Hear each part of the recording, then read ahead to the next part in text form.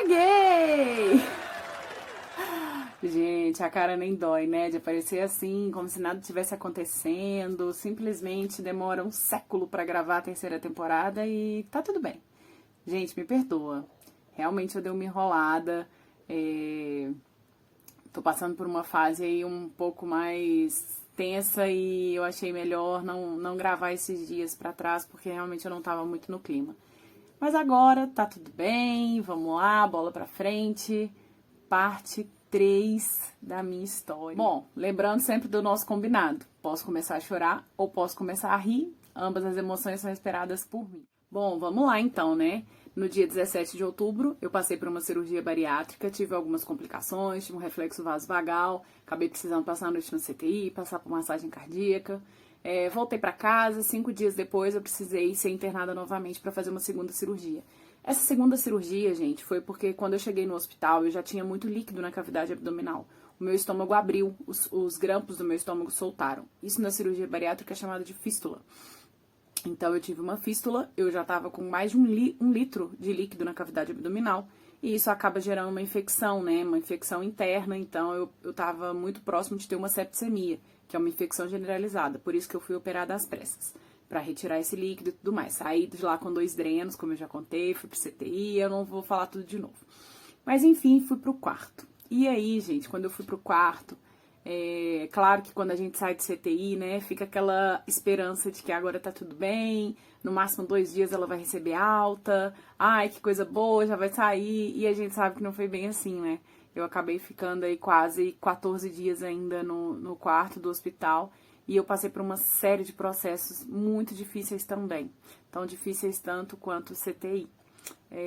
Mas vamos lá, vamos começar então. Eu vou resumir bem a parte do quarto, gente, porque acaba sendo muito monótono, né?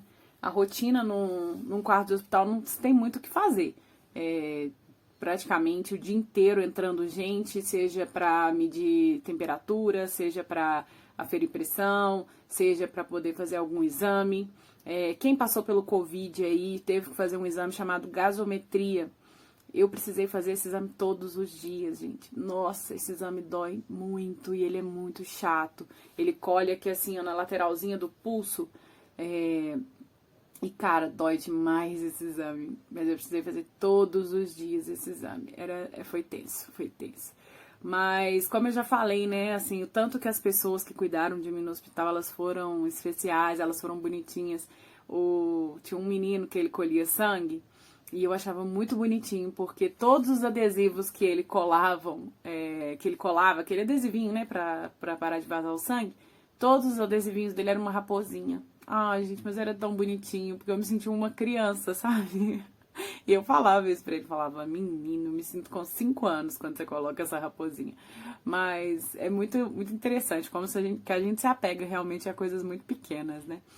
Mas, enfim, tava no quarto já, né? A primeira noite foi tranquila. E a minha segunda noite, gente, já foi um pouco mais tensa, assim. Tensa por quê? Porque eu fiquei muito nervosa. Eu tava um pouco cansada, sabe, gente? Da sonda que passava pelo nariz, como eu já falei, me incomodava muito, principalmente para conversar. E aí, a partir do segundo dia de internação, as minhas amigas já estavam fazendo uma escala para ficar comigo. Então, quem me conhece sabe que eu gosto de falar muito, né?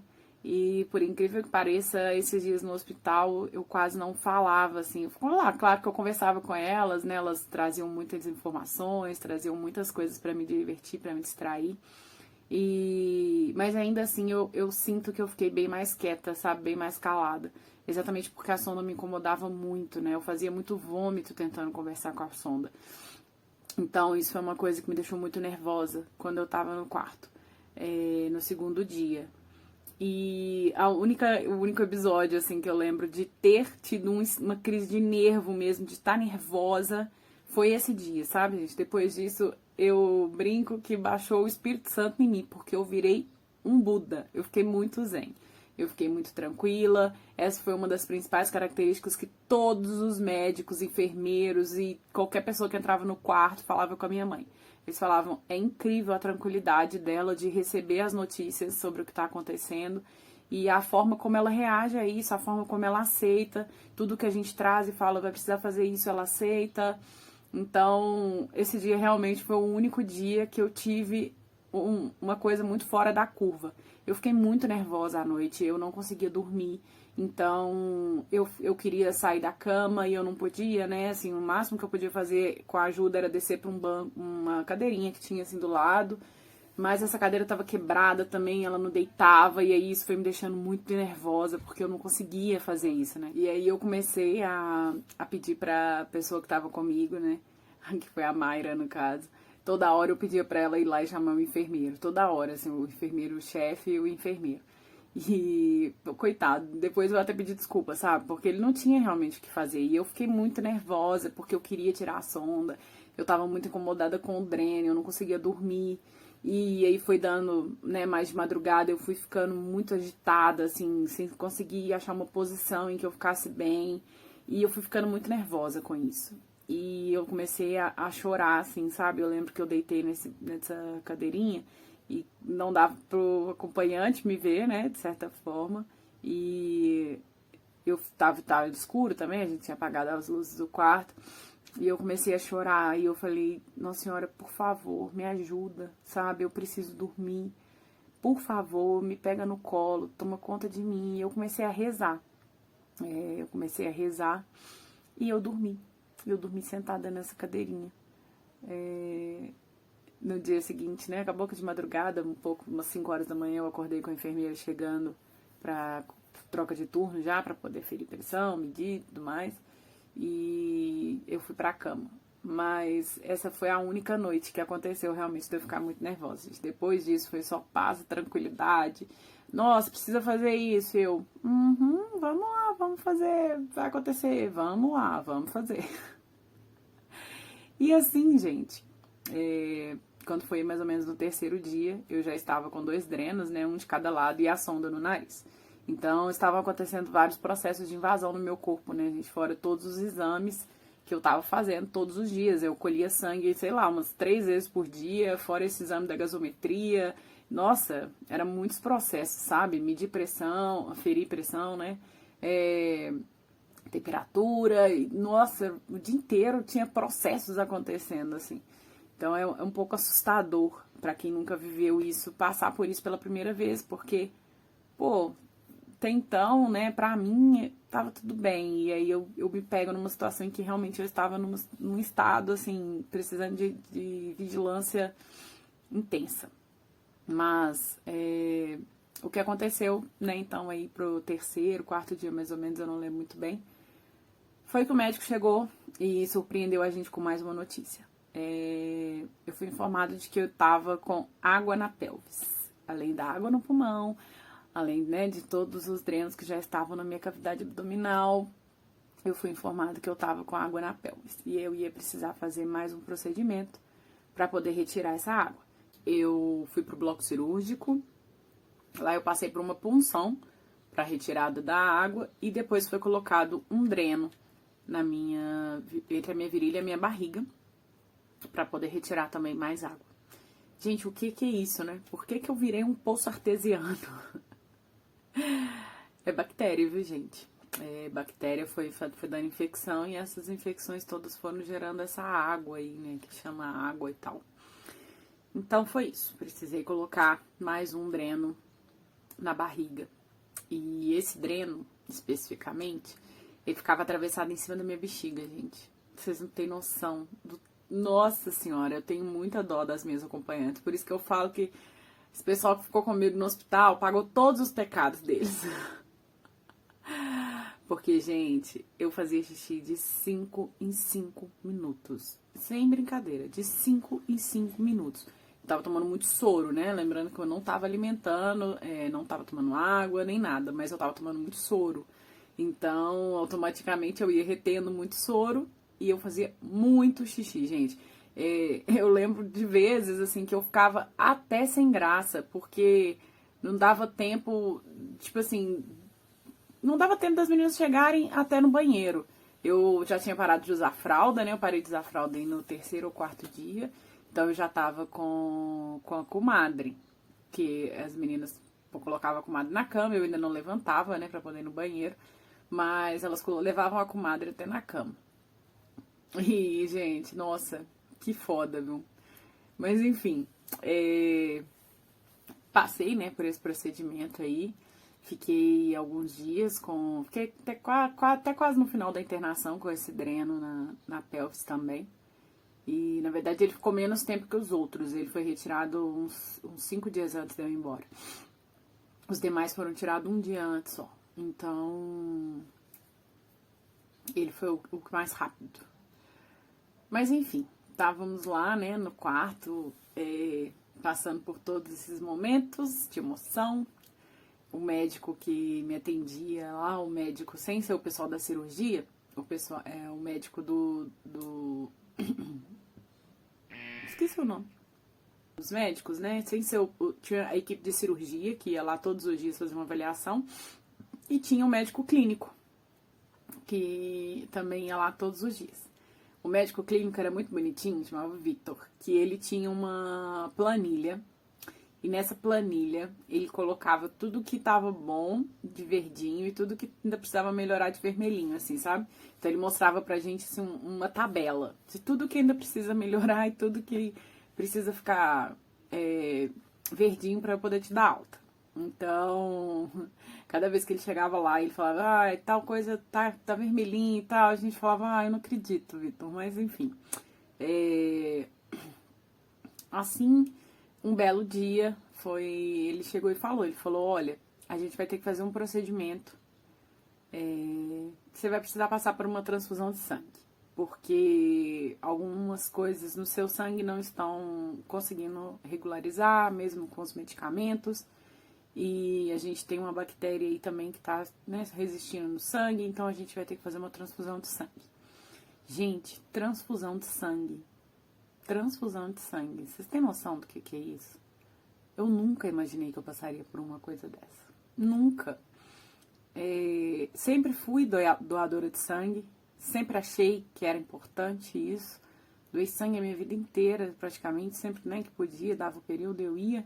E, de repente, eu me vejo na posição de alguém que precisa de sangue. Alguém que dependia das bolsas de sangue do hospital. Eu não sabia como funcionava uma transfusão de sangue. A gente sempre pensa que é uma coisa miraculosa, assim, né? Nossa, vou ligar uma máquina aqui do lado, o que vai acontecer? Mas não foi nada demais, viu, gente? Só pega a veia mesmo no braço e coloca a bolsa, né, pendurada. E ali ela vai entrando pra dentro do seu corpo. Eu precisei de 2 bolsas de sangue. Esse procedimento foi feito de madrugada.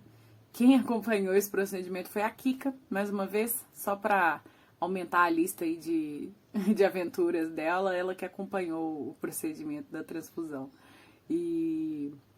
Mas foi muito tranquilo, eu não imaginava que era tão tranquilo, foi muito tranquilo, assim, eu recebi das 2 bolsas de sangue, e eu lembro que eu olhava para aquelas bolsas e eu sempre pensava dentro de mim, assim, alguém tá dando vida pra mim, sabe? Alguém tá me dando a oportunidade de começar de novo. E é isso que eu penso sobre a doação de sangue, sabe, gente? A gente faz isso para que outra pessoa tenha a oportunidade de continuar vivendo.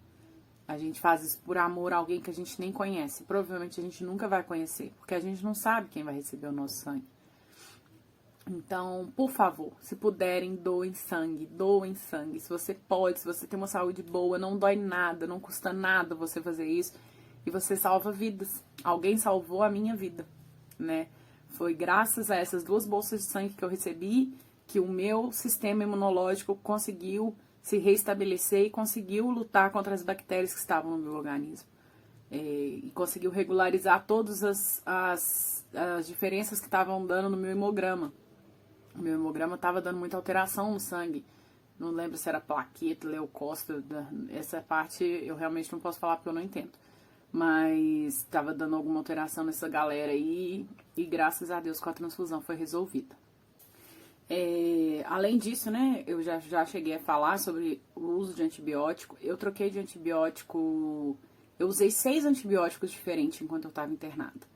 Primeiro eu usei 2, depois trocaram por mais 2, no final eu já estava com outros 2. Então, até eles descobrirem, né, porque eles vão fazendo exames para poder descobrir qual bactéria é, qual família, qual vírus, enfim, todo esse rolê aí. Então eu usei 6 antibióticos. Então eu usei 6 antibióticos enquanto eu estava internada. Eu usei 2, depois mais 2, depois mais 2. E além disso eu usei alguns antifúngicos também. Aí eu já não lembro se foi 2 ou 4. Mas eu precisei ir trocando, né? À medida que eles iam fazendo as pesquisas e descobrindo de qual família era a bactéria ou o fungo, de qual espécie, eu não sei muito bem como é que é esse rolê aí. Mas à medida que eles iam descobrindo, eles iam trocando para tentar combater realmente que isso continuasse no meu organismo. Então eu passei por tudo isso. E aí, como eu falei pra vocês, eu tava sem água, né? E eu tava sentindo muita falta de beber água. Quando foi aproximadamente ali pro acho que 6º ou 7º dia já, eu comecei a encher o saco do médico, que eu queria água. Que eu tava com sede, que eu queria água, então eu ficava dando umas cantadas assim, né? Tipo, ai, que sede. Nossa, tá tudo bem eu ficar esse tempo todo sem tomar água. Aí ele falou: hoje eu vou pedir então para começarem a te dar água. Eu, mais uma vez, na minha santa inocência, falei: nó, eu vou pegar um copo d'água, eu vou tomar de guti-guti de uma vez. Ai, gente, que inocente. Era na sonda. Não ia pôr na boca, não. Mas tá bom, tá bom. Eu achei muito bonitinho, assim, que a enfermeira que pegou essa primeira vez, né, da água, ela falou comigo assim: eu vou passar bem devagarinho pra ver se você sente, né, a água e tal. Eu não senti, né, gente? Claro que tudo, entra o psicológico nessa hora, entra muito, e as ondas, o negocinho da água ficou bem em cima da minha cabeça, assim, sabe? E esse foi um dos meus prazeres também, né? Tipo, ir vendo aquela água descendo e eu não sentia, mas eu sabia que ela estava indo pra dentro de mim. Então, era uma das formas de eu me distrair também, assim, ficar olhando para aquele negócio da água descendo dentro de mim, ali dentro do meu nariz, né? Passando pela sonda. Mas era essa água que eu tinha, né? E aí eles ligaram a alimentação também. A alimentação era uma maquininha que ficava do lado, assim, e era um saco, gente, um saco. Porque a cama não pode ficar muito reclinada, porque senão eu engasgava com a sonda. Eu podia passar mal, então a cama sempre tinha que estar com a cabeceira um pouco mais levantada. E aí qualquer coisa que eu ia fazer que precisava deitar a maca, a gente tinha que ir lá e desligar essa máquina. E essa máquina, ela tem uma programação de tempo para avisar os enfermeiros, até porque a alimentação que é colocada nessa sonda, ela vence, acho que dura tipo um dia só, sei lá, um trem assim. Então tem que trocar, e aí a máquina ficava pitando, só que essa máquina pitava constantemente, sabe? Era um saco. Todo mundo que ficou comigo no hospital aprendeu a mexer nessa máquina, porque toda hora a gente precisava silenciar ela, ou a gente precisava desligar e ligar de novo, né, pra poder fazer essas trocas de qualquer coisa. Então todo mundo aprendeu a mexer na máquina, porque podia? Não, mas a gente aprendeu porque era um saco realmente, esse trem lá toda hora enchendo o saco. Além de tudo isso, né, gente, já tinha processo suficiente aí para eu escrever um livro de tanta coisa que aconteceu. Eu tive mais um probleminha. A minha cicatrização da barriga, como eu já falei, né, eu precisei fazer um corte de quase 30 centímetros no abdômen, e a minha cicatrização, ela deu um monte de complicação, gente, um monte. Então, durante esse tempo que eu fiquei internada, ela ficava saindo um líquido do corte que chama seroma. Uma dessas complicações que deu, que é o seroma, até hoje não melhorou. Então eu ainda tenho um ponto da minha cicatriz que está aberto e que vaza há 7 meses. E não é fácil lidar com isso, porque são 7 meses de troca de curativo, são 7 meses de um buraco aberto, são 7 meses de uma coisa que não termina. eu já procurei vários especialistas, né? Eu já fui em mais de 3 médicos para saber sobre isso. E todo mundo alega que é normal, que é realmente uma complicação que eu tive. Eu não tive só essa complicação, né, na cicatrização. Eu tive seroma, eu tive fibrose, eu tive granuloma. Nossa, deu um monte de coisas. Vocês não têm noção de quantas vezes eu já corri pro hospital porque estava acontecendo alguma coisa com a minha cicatrização e eu não estava sabendo o que era. E chegava lá e era só mais uma complicação. Infelizmente, a gente não sabe como o nosso organismo vai reagir. E como eu tive todas essas bactérias, como eu tive todos esses processos de invasão, o meu corpo não conseguia responder de forma satisfatória à cicatrização. Então, automaticamente, ela foi muito prejudicada. Ainda são processos que eu passo por conta de tudo isso que aconteceu, né? Por causa de toda essa lentidão na cicatrização. Mas, enfim, a gente já estava curtido aí dos problemas e a minha mãe estava comigo um dia e eu sempre tive, gente, as veias dos braços muito fundas. Então, todas as vezes que eu vou fazer exame de sangue, eu vou fazer algum exame assim, os enfermeiros têm dificuldade de achar as minhas veias, né? Porque eles sempre falam, nossa, sua veia é muito funda. Mas até então isso não era um problema. Nesse tempo que eu fiquei internada, eu estava desidratada e eu já fiquei sabendo por uma enfermeira que pós-bariátrica as veias também dão uma sumidinha ainda maior. Então eu estava com todos esses processos, as minhas veias não estavam aguentando nada. Todas as minhas veias estouravam. Então, assim, os meus braços já estavam totalmente roxo, em cima, embaixo. A minha mão direita, um dia a enfermeira tentou pegar uma veia para pôr soro na minha mão. E essa veia estourou. A minha mão virou... eu vou postar a foto aqui porque eu tenho. A minha mão virou... Sabe quando o médico enche aquelas luvas de ar pra dar pra criança brincar? Minha mão ficou igualzinha aquelas luvas, assim, ela ficou inchada. E só a direita, né? Então ficou aquela mão assim inchada, sabe? Os dedos tudo. Por causa de líquido, né? Que vazou. Mas...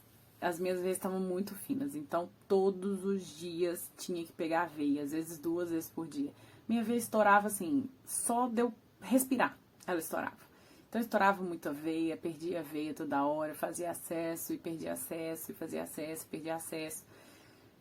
E aí, numa dessas de pega acesso, perde acesso, vamos lá, não sei o que, eu falei com a enfermeira que eu tava sentindo muita dor no pulso, num lugar onde ela pegou uma veia. Então eu falei, tá doendo muito. E eu vou postar a foto aqui também pra vocês verem como é que ficou meu braço. Eu falei, tá doendo muito essa veia. E ela falou, não, é normal, é o medicamento. Tinha acabado de ter troca de medicamento, então ela falou, não, é o medicamento. E eu falei, cara, não é o medicamento, tá doendo muito, tá doendo muito. E quando eu olhei, meu braço já tava ficando roxo, né? E aí eu falei, cara, meu braço tá roxo. Aí ela falou, então realmente estourou a veia. E aí ela tirou esse acesso. Quando ela tirou esse acesso, eu comecei a sentir muito frio. Gente, loucura, loucura. Mas eu comecei a sentir muito frio, muito frio, muito frio. E eu comecei a tremer de verdade, assim, tremer mesmo, sabe? E eu falei, mãe, eu tô com frio. E aí eu comecei a tremer. Só que aí eu comecei a tremer de uma forma descontrolada, assim, muito descontrolada. Eu não conseguia controlar o que estava acontecendo. Eu comecei a tremer mesmo, de verdade, assim. Um tremor, parecia que eu tava tendo um ataque, sabe? De tanto que eu tremia. E a minha mãe me cobriu com o cobertor. Ela pegou o cobertor dela, me cobriu. Pegou o cobertor do hospital e me cobriu, né? Porque ela tinha levado o cobertor pra mim e tava com o dela. Então eu já estava com 3 cobertores e eu tremia e eu batia queixo. E eu comecei a falar, eu não tô bem, eu tô com muito frio, eu tô com muito frio. E eu não conseguia nem falar, porque eu comecei a bater queixo, sabe? Assim, muito forte, muito forte. E a minha mãe chamou os enfermeiros, claro. E aí, na hora, eles falaram, ela tá tendo um negócio que chama bacteremia. Eu não sei explicar o que é, né? Mas, enfim, é um processo que acontece depois de um catéter ter pegado uma bactéria no organismo. Então, eu comecei a ter esse processo e eles começaram a procurar veia durante esse processo no meu corpo para aplicar o remédio para poder parar com a bacteremia. Porém, eles não conseguiam pegar a veia. Se já não estava fácil pegar uma veia comigo parada, imagina comigo mexendo, né, gente? É praticamente impossível. Então, eles começaram a tentar pegar a veia, puxava um braço, puxava o outro, e eu não parava de tremer, eu não parava de tremer. Minha mãe ficou apavorada, tadinha. Ela começou a chorar de desespero. E chamaram o pessoal da cirurgia para ver se conseguia pegar um acesso na central. A cirurgia falou que não ia fazer acesso na central comigo tendo bacteremia, porque era muito, muito arriscado. E eu tremia e apareceu, né, uma moça lá no quarto, que ela é da parte da nutrição. Ela que estava olhando até a questão da sonda e tal. E ela falou, não, pode ficar tranquila, que mesmo que eles não achem a veia, esse processo da bacteremia, ele tem um início e ele tem um fim. Ele vai encerrar, mesmo que ela não tome medicamento. Claro que com medicamento iria cortar mais rápido, mas ele vai encerrar. E aí, eu tremendo muito, os enfermeiros muito tensos tentando achar veia. E eles começaram a fazer uma coisa para procurar veia que tá aí mais uma situação que eu nunca imaginei que eu passaria, né? Seguraram a minha cabeça e começaram a tentar pegar as veias do meu pescoço, né? E começaram a furar aqui pra tentar pegar as veias do meu pescoço, mas eles não conseguiram pegar as veias, nem do meu pescoço, gente. Eles não conseguiram. E entrou um anjo lá no quarto. A gente já conhecia esse anjo, já era uma das enfermeiras que estava me atendendo. Só que ela tinha mudado de andar. E aí eles chamaram ela no outro andar que ela tava, a Pamela. E eles falaram, tem que achar uma veia. E ela entrou, sentou, puxou o meu braço. E com toda a calma do mundo, ela falou assim, eu vou pegar a veia aqui. E aí todo mundo, nossa, tá muito difícil, a gente já tentou, não sei o que. E ela falou, não, eu vou pegar essa veia aqui. E eu lembro que a minha mãe falou pra ela, vai sim, Pamela, Deus vai te capacitar, essa veia vai aparecer. E ela falou, eu sei, Deus me mandou aqui pra pegar essa veia. E ela conseguiu, gente. É meu anjo master. E vou falar pra vocês que foi o acesso que mais durou. Durou 1 dia e meio esse acesso. Eu tenho Pamela, a gente tem o WhatsApp dela, e eu sempre mando pra ela quando eu vejo alguma coisa de enfermeira, que eu falo que ela foi meu anjo da guarda. Mas ela foi lá e conseguiu pegar essa veia, gente. Ela pegou essa veia no meu braço. Eles conseguiram aplicar o medicamento e eu parei, né, de ter essa bacteremia. Sensação horrível. Porque eu não conseguia controlar o tremor. Então, parecia que eu tava tendo uma convulsão, sabe? Nossa, era muito ruim. E muito frio, cara, muito frio. Que loucura.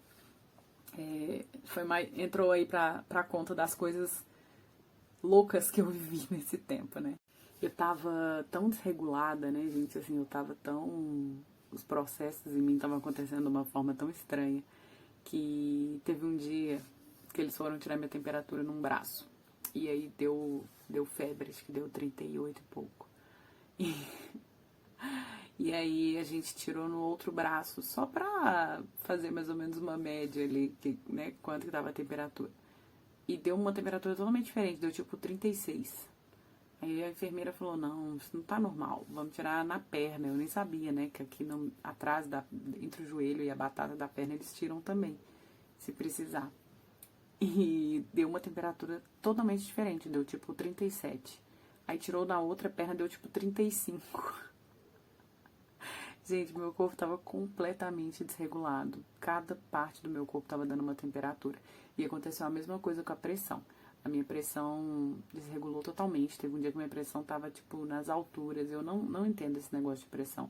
Então eu nem vou falar quanto que tava, porque eu não posso acabar falando uma besteira aqui. Mas tava, tipo, muito alto. Tanto que eu tive que tomar medicamento, captopril, se eu não me engano que chama, pra pressão. Porque minha pressão tava altíssima. E aconteceu a mesma coisa. Eles tiravam pressão num braço, tava uma pressão. Eles tiravam no outro braço, tava outra pressão completamente diferente. Eu passei muito por isso, assim, esses processos totalmente alterados. Passado, né, todos esses processos, gente.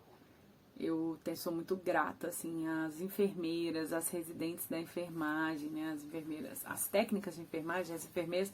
Tem muitas classificações, eu não sei dizer todas, mas tinha estagiárias da enfermagem lá também.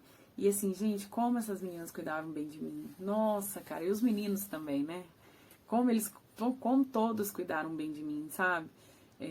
As meninas, elas tentavam, na hora do banho, assim, fazer do banho uma festa. Então, no quarto, eu já tomava banho de cadeira. Então, eu conseguia descer da cama, ia pra uma cadeira, e dessa cadeira eu ia pro banheiro. Eu tomava banho nessa cadeira.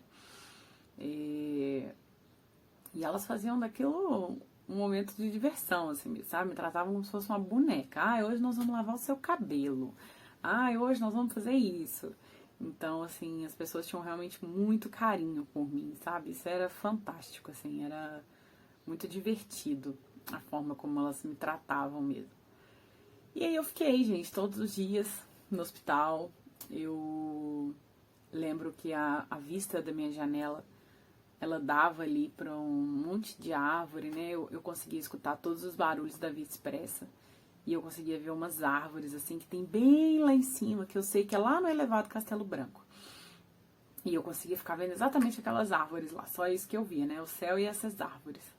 E eu gostava muito de escutar uma música que eu descobri antes de operar, que falava sobre voltar a sonhar. Essa música falava exatamente sobre se deu tudo errado, sabe? Você tá no leito do hospital, ou no chão de uma prisão, que fala a música, ou no leito do hospital. E, assim, essa música me dava muita esperança de que podia ficar bem. Então, os meus momentos ali mais íntimos, assim, eu gostava muito de ouvir essa música. E acreditar, né, gente, que realmente ia dar tudo certo. Eu tive febre várias vezes durante esses dias que eu estava no quarto. Então, várias vezes a gente falava, amanhã eu vou embora. E aí eu tinha febre. E aí a gente ficava tentando descobrir se era emocional ou se realmente era algum processo infeccioso que ainda estava acontecendo. E assim foi, né? Até no penúltimo dia que eu tava lá no hospital, eu tive febre. No penúltimo dia, gente. O dia que a gente tirou todas as sondas, tirou tudo.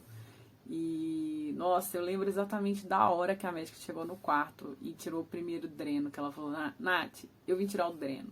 E, nossa, cara, como eu fiquei feliz. Ela tirou um, depois de tarde ela voltou, tirou o outro. E no penúltimo dia ela falou assim, você não sabe o que eu vim fazer agora, eu vim tirar a sonda. Gente, parecia que ela tinha acabado de falar comigo assim, você ganhou na Mega Sena. Porque eu fiquei muito feliz, sabe? Ela tirou a sonda do meu nariz e eu pude começar a me alimentar. Na verdade, eu só podia comer gelatina e uma água horrorosa, água de batata que tinha lá, mas e Gatorade, né? Eram as coisas que eu conseguia. Mas assim, acho que fora isso eu quero exaltar assim, as pessoas que ficaram comigo. Todas. Minha mãe, Kiwane, Lorena, Mayra, Juliana e Paula. Todas cuidaram de mim muito bem, gente. Kiwane contava historinha pra mim no hospital, vocês têm noção disso, que ela levava livro de historinha. Lorena levou taça pra gente brindar, sabe? Que logo eu ia poder receber alta. E brindar, só brindar mesmo com a taça, viu, gente? Porque não tinha nada pra beber, não. Era só encenação. A Ju, que tava sempre tão preocupada. O que você quer? Você quer que eu faça isso? Você quer que eu faça aquilo? Nossa, chorou tanto no dia que eu recebi alta, gente. Minha cunhada é demais. Chorou. A Paula, né, que cuidou de mim com tanto carinho, tadinho. Depois saiu do hospital, quebrou o pé. Oh, meu Deus, que dó. E Mayra, que ficava levando as coisas do Shopee pra me distrair. Eu adorava. Então, assim, eu só tenho elogios, gente, a todas as pessoas que ficaram comigo. E minha mãe, né, que eu já falei sobre ela. E eu acho que eu nunca vou cansar de dizer, assim, o quanto ela foi guerreira mesmo. O quanto ela me distraía. Gente, minha mãe fazia eu assistir missa. Nossa, muita missa. E o pior que eu gostava, porque me distraía. Mas a gente assistiu missa de todos os programas que vocês imaginam que existe missa. A gente assistiu. Eu gosto muito de adoração. Então, a gente assistia adoração, a gente assistia missa. A gente assistiu tudo que tinha pra assistir naquele hospital. Meu pai, né, gente, que ficou... Eu sempre falei muito da rede de apoio que a gente teve aqui fora, né? E uma das pessoas que eu sempre gosto de exaltar muito nessa rede de apoio foi a Regiane, porque ela cuidou do meu pai muito bem, gente. Ela ficava distraindo meu pai, principalmente com essa questão de colorir, né? Ela e ele formaram uma dupla aí de colorir, um comprando lápis de cor pro outro, inventaram uma coisa. E isso ajudava ele a distrair, porque pra ele foi um processo muito difícil também. Imagina não poder no hospital me visitar, sabe? Só ficar recebendo notícia, não poder me ver. Isso tudo era muito difícil. Então, às vezes que a gente conseguia pra ele me ver, era tudo muito rápido. Os meus irmãos iam me visitar com frequência, né, pai? Passavam lá, levavam as coisas, tudo que minha mãe precisava que comprasse. A gente precisou comprar muita coisa de fora, pomada, lenço umedecido, muita coisa que foi precisando de fora, eles que iam comprando, levando para o hospital sempre. Então, assim, eu só tenho gratidão pelas pessoas ao meu redor. E fora isso, eu ainda quero aproveitar para agradecer, gente, todas as pessoas que rezaram por mim. Eu acho fantástico que até hoje eu encontro pessoas que param e falam: ai, Nath, eu rezei tanto por você. E, gente, pra mim, é a maior prova de amor que alguém pode dar pra mim hoje é rezar por mim, sabe? Dizer que rezou por mim, dizer que reza por mim, dizer que me inclui nas orações. Isso não tem preço, porque não é fácil. Eu não vou dizer que é fácil. É um processo difícil, é um processo muito complicado. Eu acredito que o pós tudo isso é a parte mais difícil, porque por mais que eu esteja, né, fazendo acompanhamento psicológico, como eu já falei, tem um psicólogo maravilhoso, e tudo isso vai sendo tratado, tudo isso vai sendo falado, ainda assim, cada vez eu começo a ter noção de um processo. A sensação que eu tenho é que cada vez a minha ficha cai pra uma coisa que aconteceu, sabe?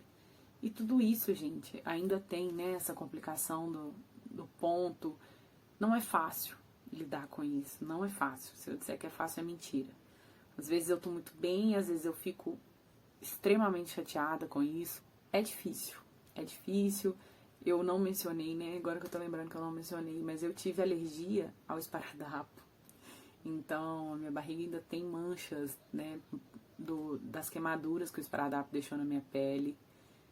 E eu tô aí num processo há 7 meses, tendo que trocar esparadrapo todo dia. Eu já uso um esparadrapo especial, que é um esparadrapo transparente, que machuca menos a pele na teoria.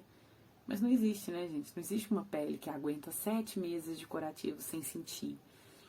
E eu sinto isso. Então, essas coisas todas, elas mexem muito com o nosso psicológico, né? Porque nesse tempo que eu tava lá no hospital, nesse tempo que eu fiquei internada, eu não sentia nada. Assim, né? Eu sentia as coisas do processo. Mas eu não tinha noção do que estava acontecendo. A verdade é essa. Eu entrei numa inércia, assim, absurda. Eu me desliguei de qualquer coisa, sabe? Tanto que as minhas amigas, depois que eu saí do hospital e eu comecei a ver os meus exames, eu comecei a falar com elas: gente, eu tava muito mal mesmo, nossa, eu tava vendo os exames assim. Elas riram, elas falaram: só você que não imaginou que você tava mal, a gente sabia que você tava muito mal. E realmente eu não sabia, gente, eu não sabia. Foi muito difícil pra mim quando eu comecei a ler tudo que eu passei, quando eu comecei a ver que, na verdade, eu não soube, a gente não soube nem metade de tudo que aconteceu comigo. Eu tinha 2 fichários na recepção do quarto lá, né, naquele guichê dos enfermeiros ali do andar. Eu tinha 2 fichários de processo, gente. Vocês têm noção do que é 2 fichários de processo? Então, muita coisa, né, que aconteceu, a gente nem ficou sabendo, assim. São coisas muito técnicas, termos muito técnicos, e que a gente nem sabia, a gente só, né, aceitava. Ah, vou ter que fazer isso, tá bom. A gente aceitava, porque eu tinha certeza que era pra salvar minha vida e eu tinha certeza que estavam fazendo o melhor por mim. Então, gente, eu só tenho gratidão. Gratidão a Deus pela minha vida, gratidão por tudo que eu passei e que me mudou completamente. O meu processo ainda não terminou. Existem muitas coisas ainda que não foram concluídas dessa cirurgia. E eu não vou falar sobre isso agora, mais pra frente a gente conversa sobre esse assunto. ainda não é uma coisa que me faz bem falar sobre, mas eu tenho certeza que vai ficar tudo bem. Ainda falando sobre o carinho das pessoas comigo, eu queria falar sobre 2 pessoas que também fizeram parte desse processo. Uma dessas pessoas é uma enfermeira que ela criou um laço muito especial com a minha mãe, sabe? E a minha mãe tava tão cansada, tadinha, que tinha dias, assim, à noite que ela tinha medo, sabe? De dormir e não ver que tava acontecendo alguma coisa. E em um desses dias em que ela tava, assim, destruída, ela pediu para essa enfermeira, para que essa enfermeira fosse lá de madrugada e me olhasse, né? Porque aí ela falou com a minha mãe, se eu estiver dormindo, ela falou com a enfermeira, se eu estiver dormindo, você me acorda e tal. E ela falou com a minha mãe, claro, eu venho aqui sim, eu olho ela e tal.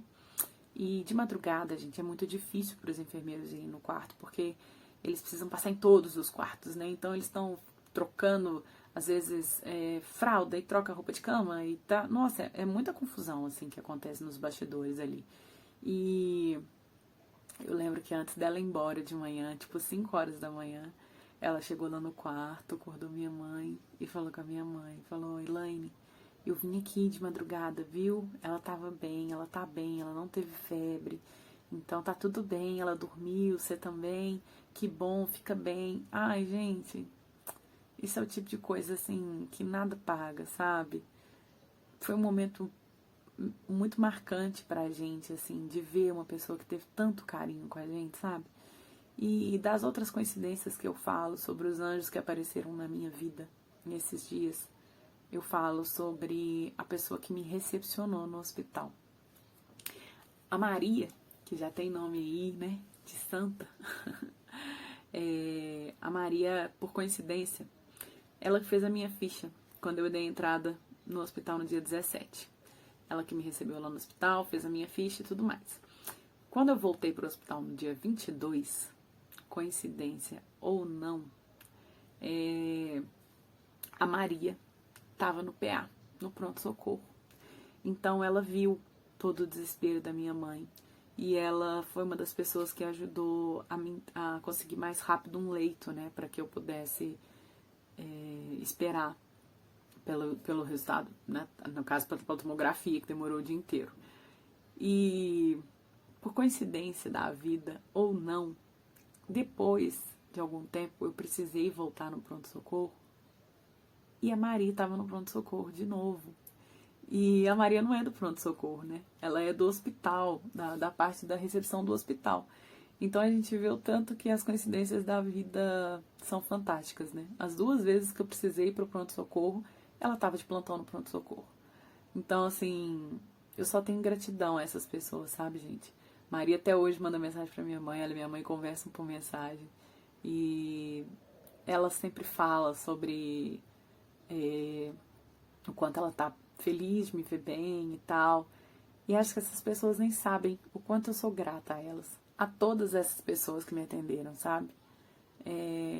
Acho que cada pessoa ali que passou pela minha vida realmente deixou um pouquinho delas em mim, sabe? Ao mesmo tempo eu deixei um pouquinho nelas. Porque foi uma troca realmente significativa pra mim. Enfim, gente. Essa é a minha história. Não é uma das histórias mais emocionantes do mundo. É uma história que provavelmente ainda vai ter mais alguns capítulos.